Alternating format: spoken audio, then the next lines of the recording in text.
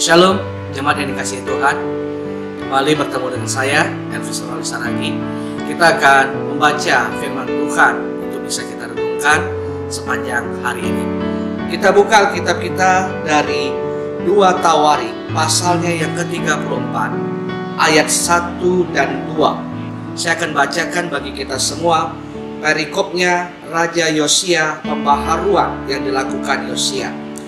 Yosia berumur 8 tahun pada waktu ia menjadi raja, dan 31 tahun lamanya ia memerintah di Yerusalem.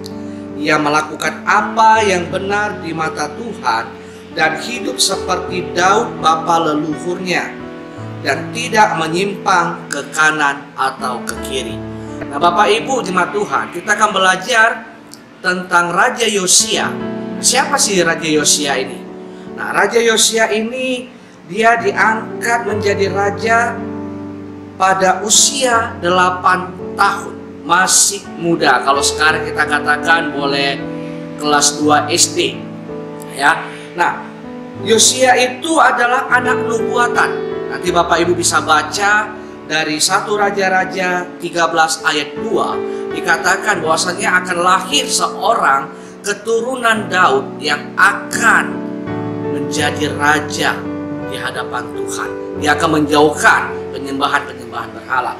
Nah, selanjutnya Yosia itu yang sudah dipilih Tuhan melalui nubuatan, dia menjauhkan penyembahan-penyembahan berhala yang dilakukan oleh raja-raja terdahulu di Yerusalem, baik oleh raja-raja Israel maupun raja-raja Yehuda. Selanjutnya, Yosia itu adalah raja yang melakukan, yang melaksanakan, yang merayakan Paskah.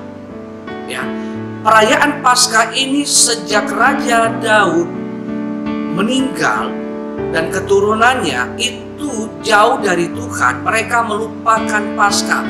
Mereka nggak pernah lagi merayakan Paskah. Sementara Tuhan berkata, rayakan itu setiap tahun.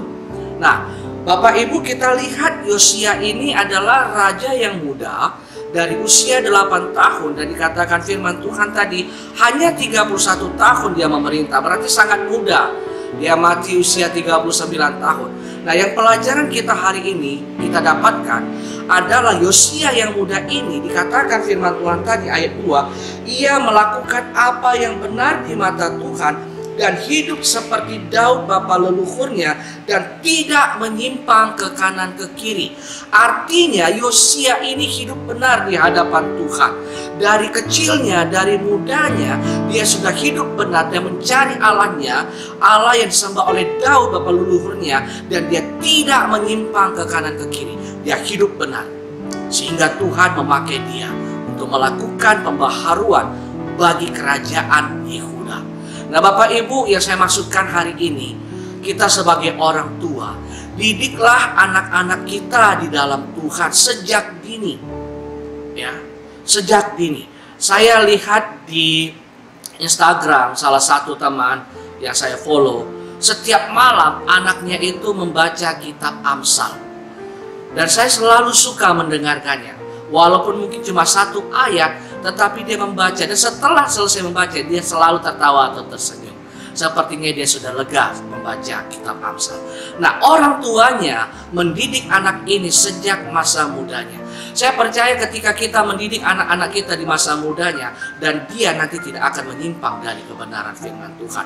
Kita tahu keadaan dunia sekarang ini, anak-anak muda kalau tidak kita didik dalam Tuhan, mereka akan mudah terpengaruh oleh ajaran-ajaran dunia. Mereka akan mudah terpengaruh dan terikut oleh keadaan dunia yang jahat ini.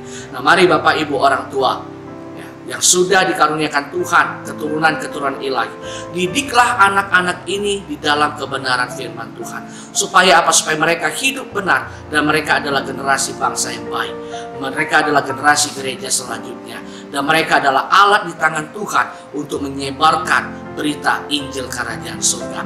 Nah, ayat terakhir yang mau saya bacakan kepada kita semua dari Amsal 22 ayat yang ke-6 berkata begini, didiklah orang muda menurut jalan yang patut baginya, maka pada masa tuanya pun ia tidak akan menyimpang dari jalan itu. Nah, sama seperti Yosia, Ini pasti ada peranan dari orang tua, ada peranan dari imam-imam yang mendidik Yosia. Nah, Bapak Ibu, didiklah anak-anak kita di rumah sesuai dengan firman Tuhan. Ajari mereka baca firman Tuhan, ajari mereka takut akan Tuhan. Ketika di gereja, kakak-kakak pembina Joy Kids atau tim pelayan dari Fire Command Connection berikan arahan yang benar kepada adik-adik kita. Saya percaya ketika masa muda mereka mengenal Tuhan, nanti di masa tua mereka akan tetap di dalam Tuhan. Tuhan Yesus memberkati.